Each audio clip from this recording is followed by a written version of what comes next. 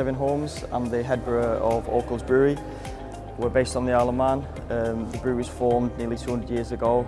Our founder then introduced the Pure Beer Act in 1874, which means that we can only brew beers with 4 ingredients.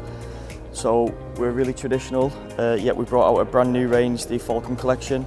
We've got 4 beers at the minute, all brewed to the Manx Pure Beer Act. We've got a non-alcoholic Zero, we've got a Session IPA Triumph, we've got a New World IPA using American and New Zealand hops called Nectar, and we've got a Manx Pale Ale, nice sessionable light beer called Aura. So this is the range. We're from the Isle of Man, like I said, and it's the only UNESCO biosphere nation in the world. So we've got a unique, nearly 200-year-old brewery brewing to a unique Pure Beer Act from a unique island nation.